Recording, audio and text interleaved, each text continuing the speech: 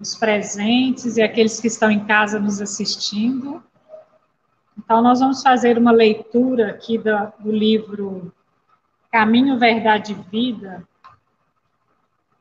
e no item 54. A videira. Eu sou a videira verdadeira e meu pai é o lavrador. Jesus. João, capítulo 15, versículo 1.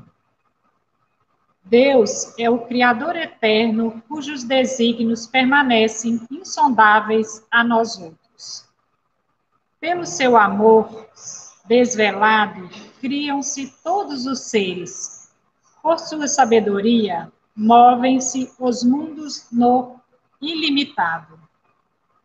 Pequena e obscura, a terra não pode perscrutar a grandeza divina. O Pai, entretanto, envolve-nos a todos nas vibrações de sua bondade gloriosa. Ele é a alma de tudo, a essência do universo. Permanecemos no campo terrestre de que ele é dono e supremo dispensador. No entanto, para que lhe sintamos a presença em nossa compreensão limitada, concedeu-nos Jesus como sua personificação máxima. Útil seria que o homem observasse no planeta a sua imensa escola de trabalho, e todos nós, perante a grandeza universal, devemos reconhecer a nossa condição de seres humildes, necessitados de aprimoramento e iluminação. Dentro de nossa pequenez, sucumbiríamos de fome espiritual, estacionados na sombra da ignorância. Não fosse essa videira da verdade, do amor, que o Supremo Senhor nos concedeu em Jesus Cristo.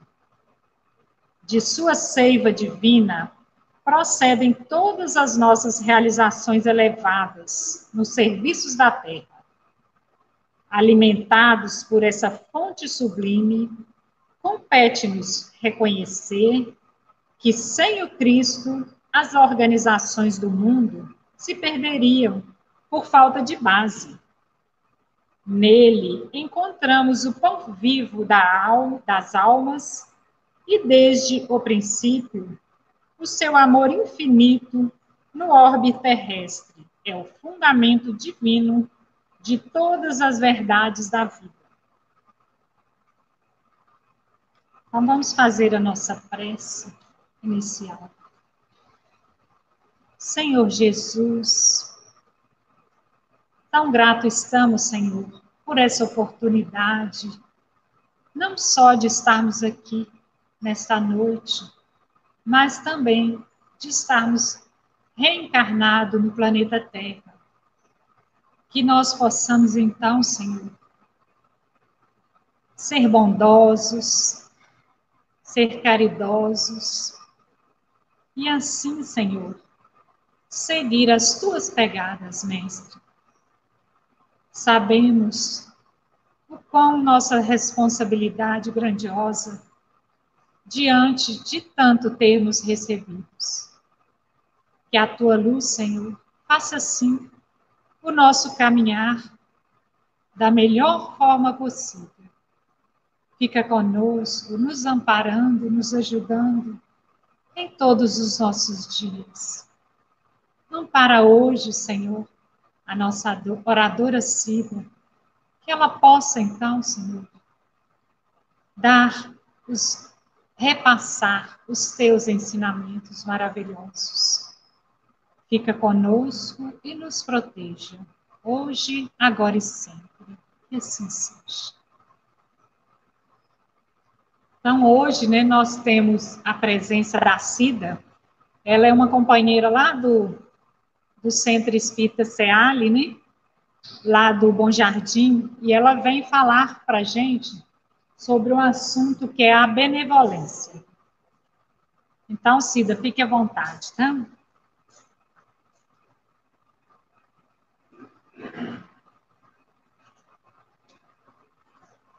Boa noite a todos. É uma alegria estarmos aqui hoje, né, junto ao CEALC, e nesse momento diferente, né, onde nós temos aqui uma palestra híbrida. E são novos tempos, novas formas de estudarmos, novas formas de estarmos juntos aprendendo, não é, a boa nova de Jesus. Então, eu agradeço muito a oportunidade de estarmos aqui. Nós vamos refletir um pouquinho hoje sobre a benevolência. Né? O que é o sentido da benevolência para nós? Na questão 886 do Livro dos Espíritos, o Espírito da Verdade, Kardec pergunta ao Espírito da Verdade qual o verdadeiro sentido da caridade como a entendia Jesus. Né? Como que Jesus, para Jesus, o que era realmente a caridade? Então, a resposta foi muito simples, né? Benevolência para com todos, indulgência para as imperfeições dos outros e o perdão das ofensas. Simples assim, né? Essa é a caridade. E nós espíritas, que temos o lema da fora da caridade não há salvação, a gente precisa refletir sobre essa temática, né? Da benevolência, da indulgência e do perdão. E como nós estamos vivenciando essas temáticas, essas virtudes em nosso dia a dia, né, na nossa vida cotidiana, nos nossos lares, com todos aqueles que compartilham a nossa existência. Ainda no Livro dos Espíritos, o Espírito da Verdade nos conclama, né, que esta vivência ela não deve ser somente no campo da humanidade. A gente precisa ter essa vivência para com todos os seres da criação. Né? Não é só entre os homens que eu preciso ter esse tipo de comportamento, esse tipo de aceitação, mas que deve ser realmente em todos os seres criados, né? Inferiores, iguais e superiores a nós. E Deus, muito misericordioso, sempre nos enviou figuras para nos dar exemplos, porque nós somos ainda espíritos, crianças ainda infantis. Então, o Criador sabe que precisa estar enviando exemplos, alguns feixes de luz, que já entendem esse verdadeiro sentido da caridade, né? Todos espíritos lá da Pleiade de Jesus, que vieram de tempos em tempos nos ensinar, nos exemplificar a benevolência. Então, vamos refletir um pouquinho, né? Madre Teresa, lá na Índia, né? A freira dos pobres, que dedicou a sua vida à pobreza, à miséria na Índia. Um exemplo de benevolência, de amor ao próximo, que ultrapassa as barreiras de religião, de raça, de credo, né? Em todas as religiões, Irmã Dulce, a Madre Teresa é muito respeitada. E temos a Irmã Dulce aqui na Bahia também, né? A nossa Irmã Dulce, que também muito conhecida, muito respeitada por esse trabalho da caridade, do amor, da benevolência, da indulgência. Aí nós lembramos também o nosso querido Chico, né? O homem chamado amor, aquele que foi eleito homem do século e que dedicou a sua vida ao consolo, dedicou a sua vida a doar-se, a praticar a caridade. Não só a caridade material, mas principalmente a caridade moral, no consolo, no aconchego, no trazer para as pessoas o alimento da alma que buscavam. Nós temos aí também o exemplo de Martin Luther King, né, que lutou pelos direitos humanos, que foi uma luz de sabedoria para trazer na América do século passado, para trazer essa verdade que todos nós somos iguais, né, para acabar com aquele movimento do preconceito, do racismo, que a gente ainda vê hoje, mas foi um precursor e que ele nos deixou esse legado, esse exemplo de um sonho, né, de se ter um sonho de que um dia todos nós seremos iguais. Aí a figura de Sócrates, né, aquele filósofo que está na codificação, aquele filósofo que trouxe verdades mesmo antes de Cristo, que os homens nós ainda nem tínhamos condições de entender. Temos o exemplo de Gandhi. Gandhi, aquele pequeno grande homem na Índia, que liderou o movimento da independência da Índia pela paz. Então, nós observamos que esses exemplos são figuras diferenciadas, são espíritos, né, com um comportamento, com uma bagagem muito maior do que a gente costuma ver no nosso dia a dia. E nós temos ainda o nosso querido Francisco de Assis. Né? Era o ano de 1182, a Idade Média, o período das trevas, um dos períodos mais negros da história do nosso planeta, aonde existia guerra, uma sociedade totalmente desigual, né, viciada, materialista, mas nem tudo é treva no mundo. E aí Francisco chega na pequena cidade de Assis, da Itália, com uma forma diferente de pensar e de agir, né? Tem um livro de Divaldo Franco, o livro é Francisco Sol de Assis. Eu indico e recomendo, que é maravilhoso. Ele conta essa vida de Francisco de uma forma espetacular. E aí ele fala que Francisco veio, né, com essa missão, com esse trabalho de trazer mais claridade, ser um ponto de luz ali, naquele momento da Idade Média. Ele, que na época de Cristo, foram o apóstolo João, né, o apóstolo amado. Então, ele reencarna na Terra nesse momento para trazer luz, para trazer um significado diferente para todos nós.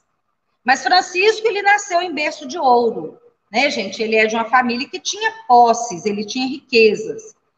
E ele, quando ele começa a entender o sentido da vida, né, já mais maduro, ele começa a refletir que aquilo tudo que ele vivia na vida de riqueza, aquilo não fazia sentido para ele. Ele queria mais da vida.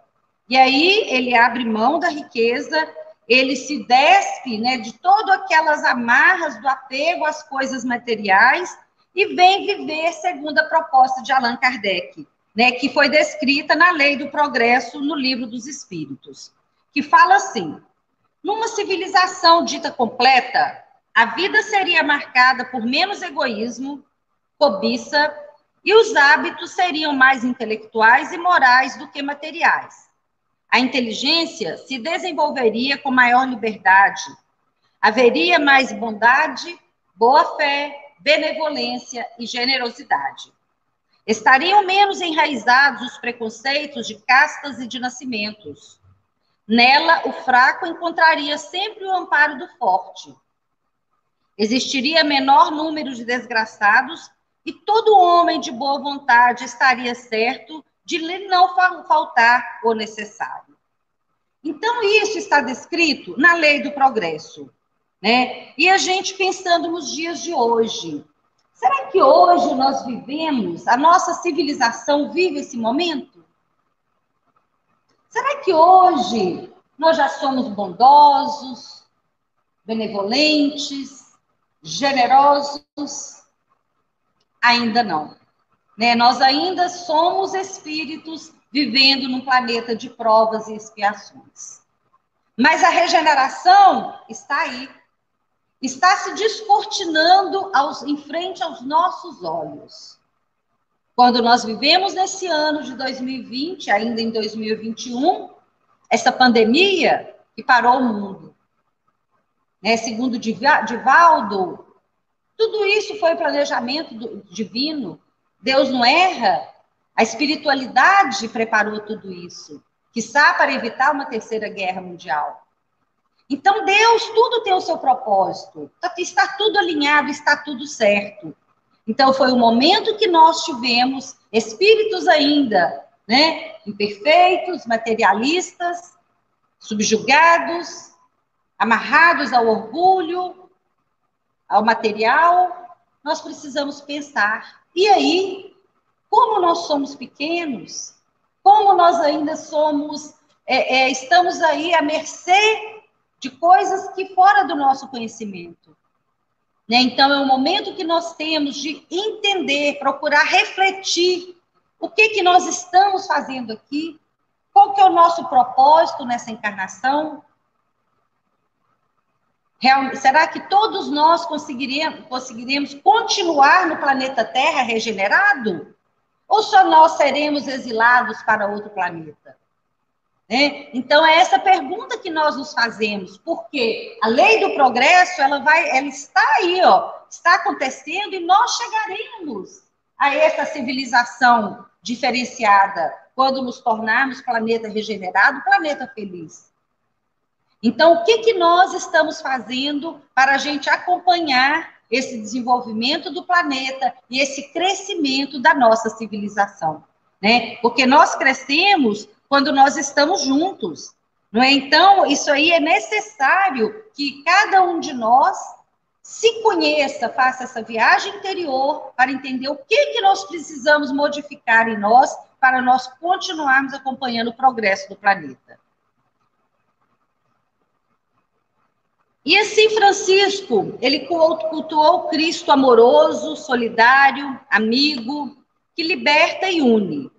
Sua postura não é de desprezo pela matéria e de repúdio pelo mundo, mas de desprendimento do material. Tanto que não despreza, que louva a toda a criação. Então, gente, olha que coisa profunda nesse livro, né? Que ensinamento. O que ele explica é a diferença para nós, né? Francisco, ele não desprezava a matéria, tanto é que ele cultuava, ele louvava a toda a criação, mas ele não era apegado a ela. Então, é uma diferença, né? Eu não preciso descartar, eu não preciso fazer, mas eu não posso ser apegado ao material. Então, foi esse o exemplo de Francisco, né? Ele trouxe para nós esta condição, esse modelo, para que a gente possa entender que eu posso viver na sociedade, em meio a tudo, mas eu não preciso ser escravo, né, do material, ser escravo de tudo isso que a gente vem vivendo, que a gente tem hoje com tanta facilidade. E outro diferencial também de Francisco de Assis era com relação à vida religiosa. Naquela época, a vida religiosa era incompatível com o prazer e com o riso. Mas ele mostra que os prazeres humanos e divinos são vivências naturais. Tudo faz parte da nossa vida. Então, o que importa, o que nós devemos ter, é buscar o equilíbrio, né? É buscar o bom senso para a gente conseguir transitar por todas as partes das vivências de nossa vida. Enquanto naquela época, né, a Igreja Católica valorizava a dor e o sofrimento do Cristo, né, o Cristo crucificado, do sofrimento, daquele choro, Francisco não. Ele valorizava o Cristo humano, o Cristo que enfatizava a vida de amor e os ensinamentos que elevam a pessoa. Então, ele não ficava preso, né, àqueles dogmas, aquelas convenções que amarram, mas sim ele buscava os ensinamentos de Jesus que libertam. Então, esse ensinamento dele traz para a gente uma condição da gente buscar o que realmente eu preciso focar nos ensinamentos de Jesus. O que é importante na Boa Nova de Jesus, né? Então, é esse Cristo que ama, que é amigo, que é solidário, aquele Cristo que exemplificou, conversando com seus apóstolos, né? Quando ele diz que agora eu os chamo de amigos. Porque o que é amigo? Amigo é aquele que está perto, está junto, que ampara. Então, foi essa postura dele. E Francisco era muito interessante que ele não tinha distinção se era uma pedra, se era um pássaro, se era uma planta, se era uma pessoa. Para ele, todos os seres tinham valor. Né? Então, para ele não faz diferença em que nível aquela criatura estava, aquele ser estava. Porque nós sabemos que o princípio inteligente, ele está adormecido no mineral, ele... como que é a palavra certa, gente? Ele desperta no animal, não é? E humaniza no hominal. Desculpe se eu não falei a frase correta, mas o princípio inteligente, ele vai evoluindo. Então, Francisco, ele tinha consciência disso, né? Que o princípio inteligente estava ali latente em todas as criaturas. E então, ele respeitava todas as criaturas também por isso. Não é assim? E assim, ele vem nos exemplificar que nós podemos conciliar as nossas atividades no lar, no trabalho, no espaço religioso, em qualquer lugar. E que todos nós temos uma missão. Cada uma de nós tem uma missão. E aí eu trouxe uma que eu penso ser, assim, uma das maiores missões, que é a paternidade. Né? No Livro dos Espíritos, na questão 582, Kardec pergunta: pode-se considerar como missão a paternidade? Será que sim, gente?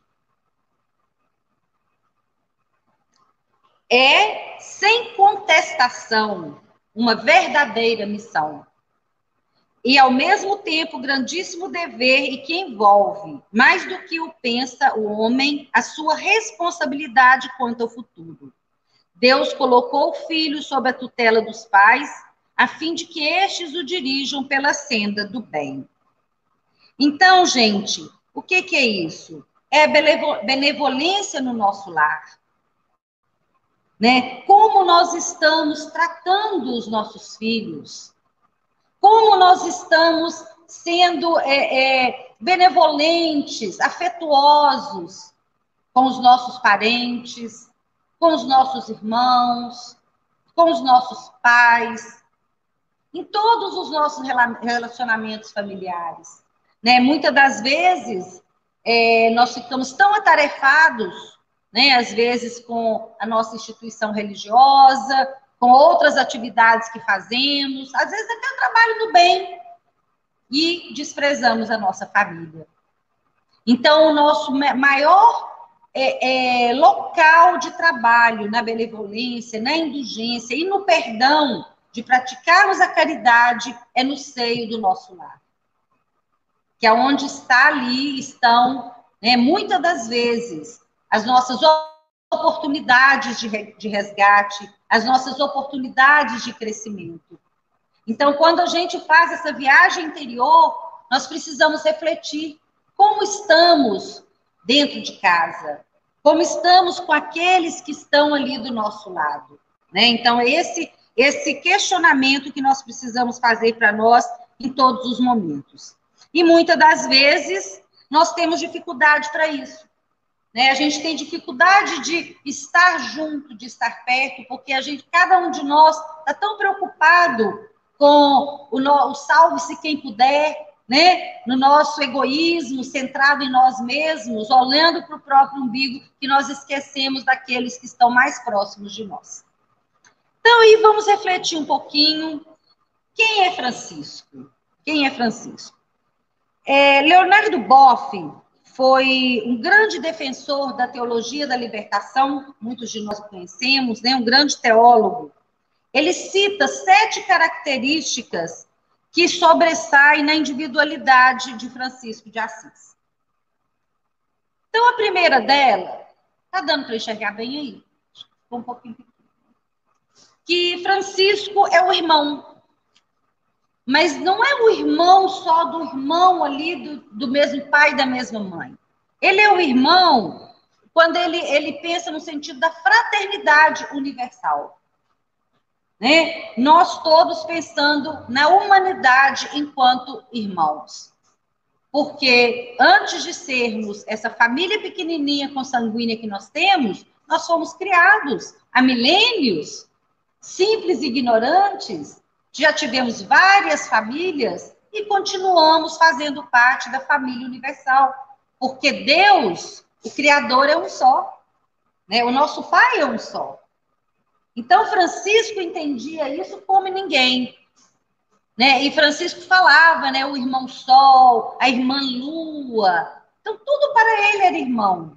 Todos os astros, todas as plantas, todos os animais. né? Então, enquanto a gente não tiver esse sentimento de fraternidade universal, independente de raça, de credo, de religião, nós não estaremos ainda dentro desse sentimento de benevolência. E aí, Leonardo Boff ainda cita que Francisco é o irmão menor, né? E o que é esse irmão menor? Apesar dele ter vindo de uma família abastada, com muitas posses, ele escolheu viver entre os menores. Ele nunca quis ser maior que ninguém, né? Ele era humilde, simples. Ele fez essa opção de vida, porque para ele a abastança, né, ser o maior, ser o mais importante, ser o primeiro, não tinha significado. E nós? Como nós nos portamos, né, diante das circunstâncias? Nessa luta, nessa correria contra tudo que a gente vive no mundo material, nós queremos sempre ser os primeiros, os melhores, não é? Quero ser o melhor, meus filhos têm que ser o melhor. Então, a exemplo de Francisco, né, fica essa reflexão que a gente não precisa disso. Né? Nós todos estamos no mesmo nível, nós todos somos iguais, eu não preciso ser melhor ou maior do que ninguém.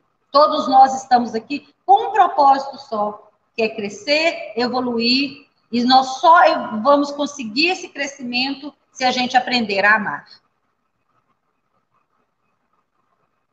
Francisco também foi o servo, né? Ele tinha na figura de Jesus o exemplo de servidão. Jesus, ele veio para ser servido?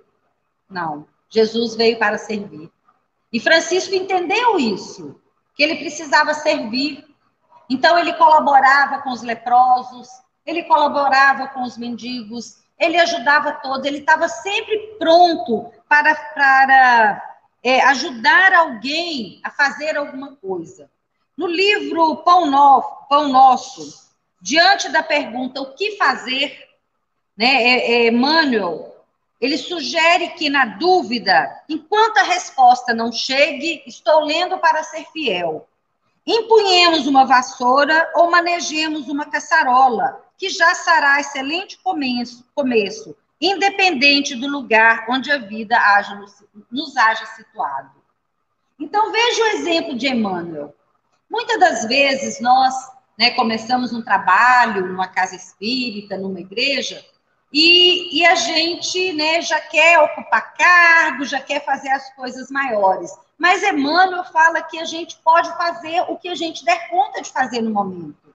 Cada um de nós, qualquer circunstância que nós estivermos, a gente não precisa pegar os grandes trabalhos. Os pequenos têm o mesmo valor, né? E esse foi o exemplo de Francisco. Ele servia, ele se doava por inteiro, sem querer ser maior ou melhor que ninguém. E Francisco sempre foi cortês. Ele pedia que os monges que viviam com ele no mosteiro fossem corteses, fossem gentis com todos. Ele pedia que a palavra de todos levasse carinho para as pessoas. Então, veja ele, né, o exemplo dele trabalhando a gentileza, a tranquilidade, né, aquele tratar as pessoas como nós gostaríamos de ser tratados. E nós, nesse mundo atribulado e corrido, será que a gente consegue ser cortês com todos os nossos irmãos? Né? É a pergunta para todos nós. E uma outra característica dele também era a liberdade. Francisco queria pregar o evangelho, né, livre, sem aquela estrutura e o poder da igreja romana. E ele teve uma dificuldade muito grande, porque a igreja, imagina, a igreja naquela época, né, os anos 1100 e pouco, a igreja era ainda mais severa do que nos dias atuais. Então, ele foi proibido de pregar o evangelho, porque ele fez voto de pobreza, voto de castidade, então ele andava, né, com as túnicas velhas, rotas, e ele foi proibido, ele não poderia mais. E Francisco Ele não queria abrir mão disso. Ele falou, não, mas eu acredito nisso, nessa simplicidade, né? Eu não preciso ter bens, eu não preciso ter uma vestimenta, ter adornos, ouro em mim, para eu falar de Jesus. E ele foi até o Papa para pedir essa autorização, depois que ele foi proibido. E na época, o cardeal de São Paulo foi um grande defensor de Francisco.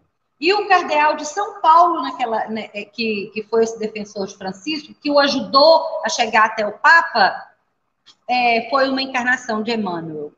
Então, a gente vê como esses espíritos de luz, esses espíritos que o Pai mandou para nos trazer esse exemplo, eles estão ligados, né? Então, são todos aqueles que vêm nos trazer essa luz, esse farol, para a gente entender como sermos melhores, como realmente agir com benevolência, com caridade.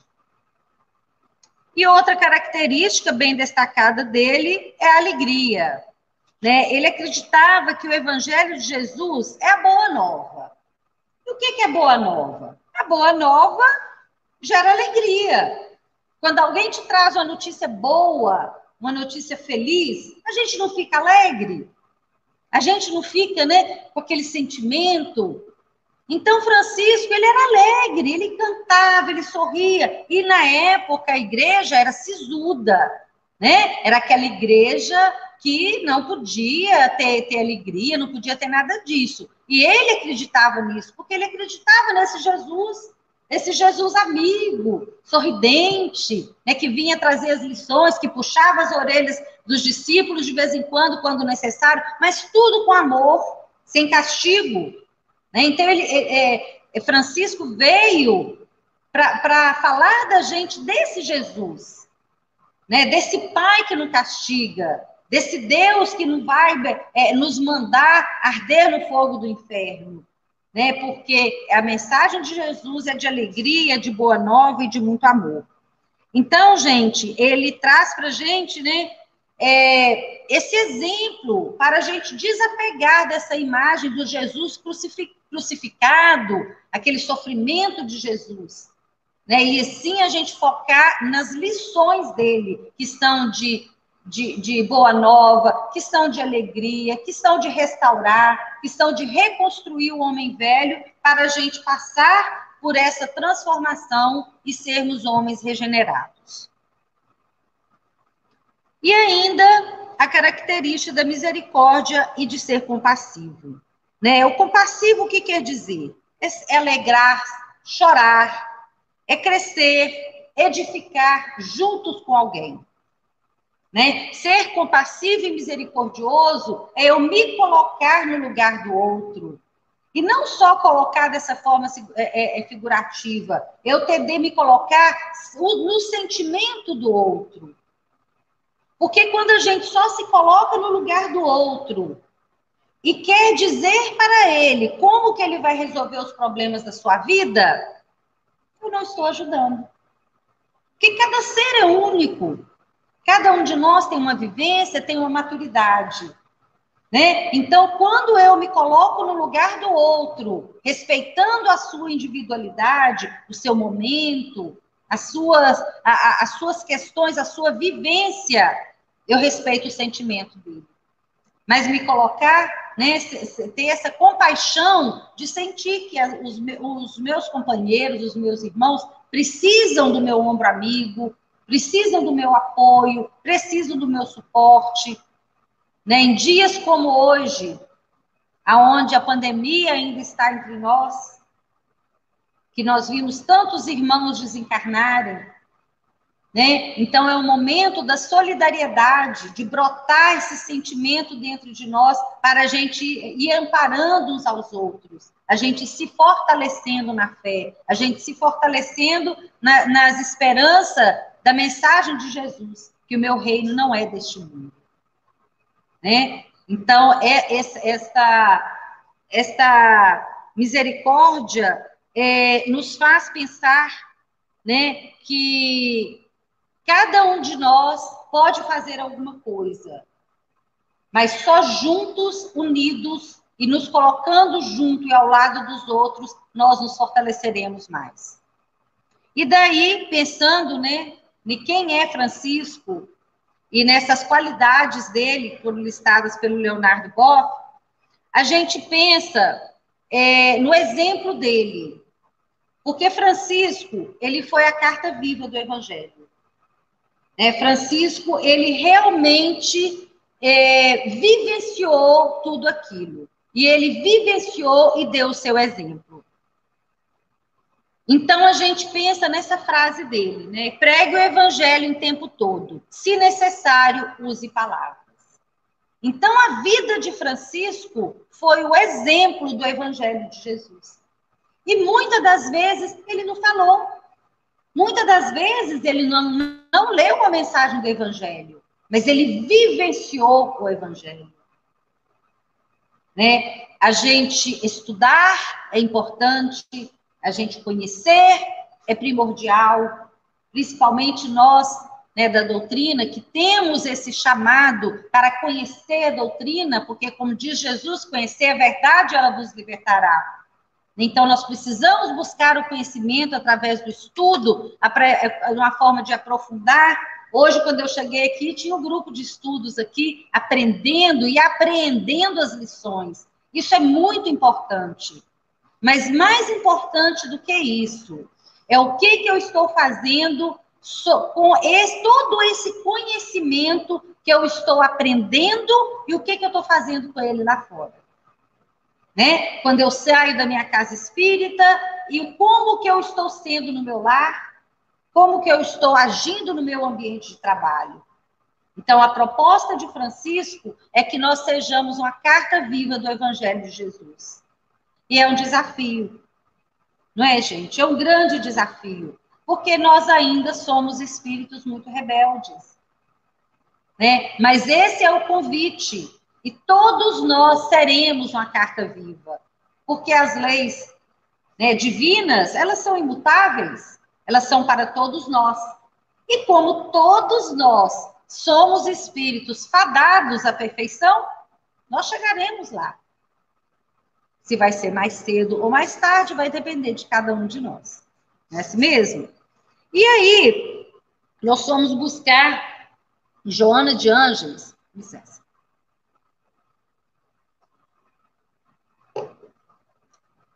Nós fomos buscar no livro Plenitude, de Joana de Ângeles, psicografia de Divaldo Franco, algumas dicas, né, algumas características e o que a gente pode fazer para a gente trabalhar a benevolência em nós.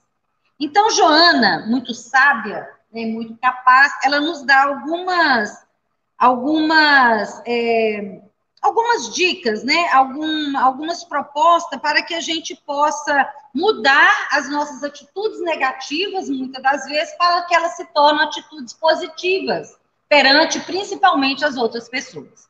E a primeira dica que Joana dá, que eu acho muito interessante, ela fala assim, que eu devo projetar a imagem da pessoa querida. Então, a dica dela é assim, por exemplo, se eu estou perante alguém que me deixou com raiva. A pessoa brigou comigo. A pessoa me xingou. A pessoa fez alguma coisa que eu não gosto. Então, que eu estou a ponto de explodir com aquela pessoa. Então, Joana nos orienta a projetar naquela pessoa a figura de uma pessoa que a gente ama muito. Por exemplo, da nossa mãe. Porque quando eu projeto naquela outra pessoa a figura da minha mãe, meu coração já se acalma. Então, eu não vou ter mais aquele sentimento de raiva, né? Eu posso, às vezes, ainda ficar um pouco nervoso, chateado, mas eu não vou deixar a cólera crescer em mim. Porque é alguém que eu amo. Né? Então, eu acho essa técnica muito, muito boa e que a gente pode ir trabalhando no nosso dia a dia, né? Outra dica dela, procurar a bondade latente em cada um de nós. Será que existe alguma pessoa que não tenha nada, absolutamente nada nele, que não seja minimamente boa?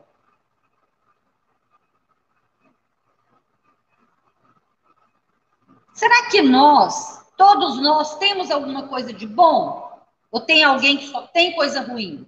Qual que é a opinião de vocês?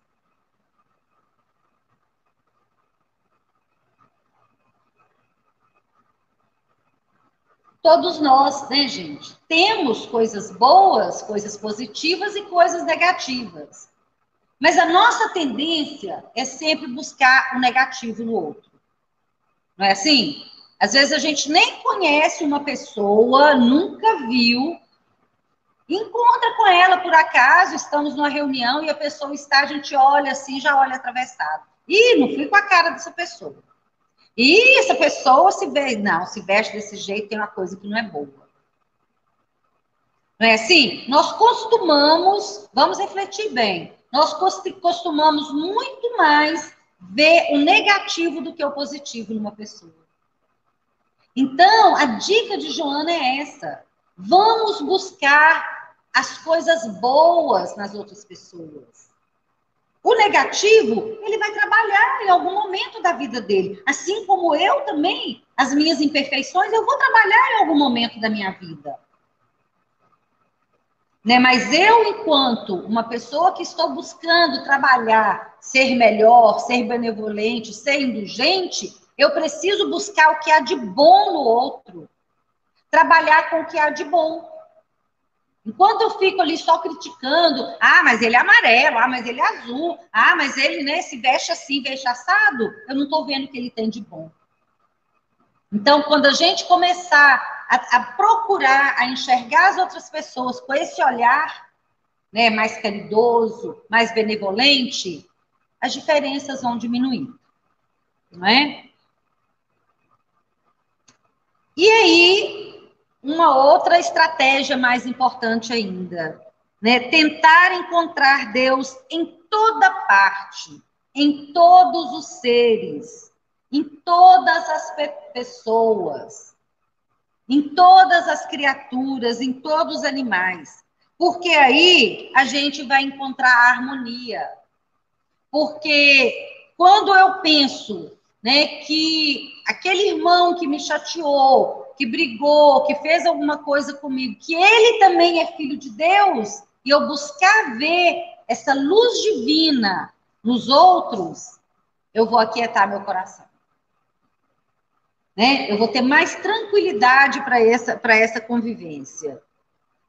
Então, gente, é dentro dessa proposta de Joana, dessa proposta de Francisco de Assis, que a gente procura, né, refletir como eu estou, aonde eu posso melhorar, né, em toda parte, em todos os lugares onde estivermos, a gente tem condição de fazer melhor, a gente tem condição de trabalhar essas dificuldades em nós. Mas para isso, a gente precisa querer.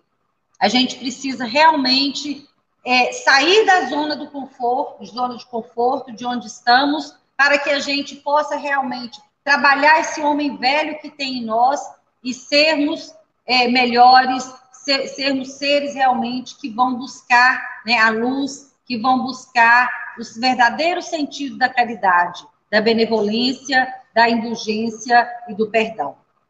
E aí, para encerrar, nós trouxemos a música, a oração de São Francisco, que não é de autoria de São Francisco, o autor é desconhecido, mas é um hino, né, que não tem religião, ele não tem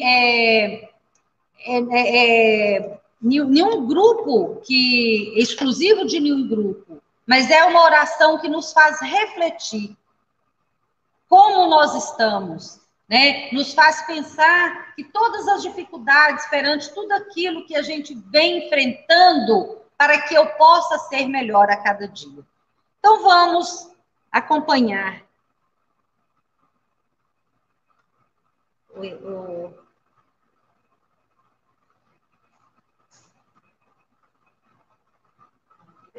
Hã? Por que ele não está? Aquela orientação. Não, volta lá. Volta no slide. Passa o mouse nele. Eu já passei.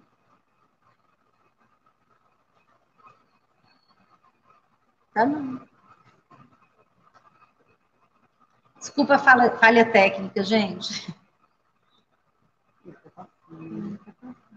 Vamos dar um jeito. Pega esse modo aqui. Ok.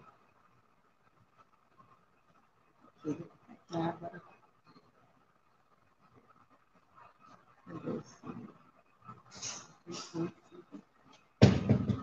Só que tem.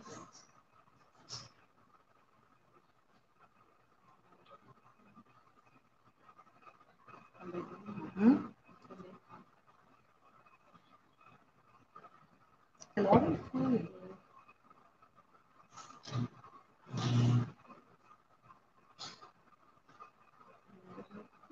Isso mesmo. Tentei baixar aqui. Não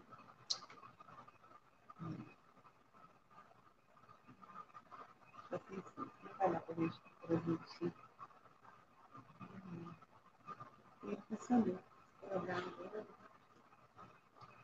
Gente, a gente sente muito, né, mas foi uma falha técnica aqui. Nós testamos mais cedo, ele funcionou e agora o som falhou. Mas vamos ler, então, a oração de Francisco de Assis. Senhor, fazei de mim um instrumento de vossa paz. Onde houver ódio, que eu leve o amor. Onde houver ofensa, que eu leve o perdão. Onde houver discórdia, que eu leve a união. Onde houver dúvidas, que eu leve a fé. Onde houver erros, que eu leve a verdade. Onde houver desespero, que eu leve a esperança. Onde houver tristeza, que eu leve a alegria. Onde houver trevas, que eu leve a luz.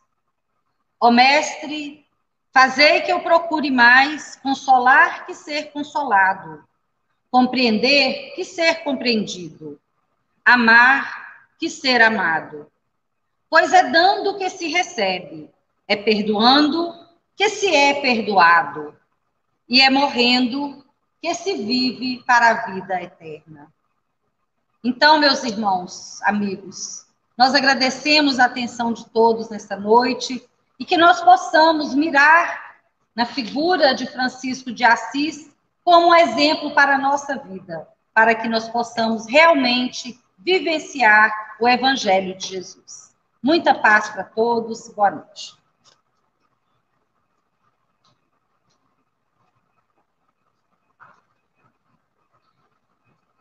Nós agradecemos a Cida. Vamos então fazer a prece final. Senhor Jesus, agradecidos, Senhor, estamos pela tua paz que deixa dentro dos nossos corações. Mas que essa paz, essa luz possa irradiar para toda a humanidade, trazendo consolo, esperança, fé, que dias melhores virão. Sabemos que precisamos fazer a nossa parte, mas também temos a certeza que tu estás sempre conosco. Que nós possamos, então, os que estão aqui, voltar aos seus lares, e esses que estão nos ouvindo, de dentro dos seus lares, possam sentir, assim, a tua paz, Senhor. Muito obrigada. Que assim seja.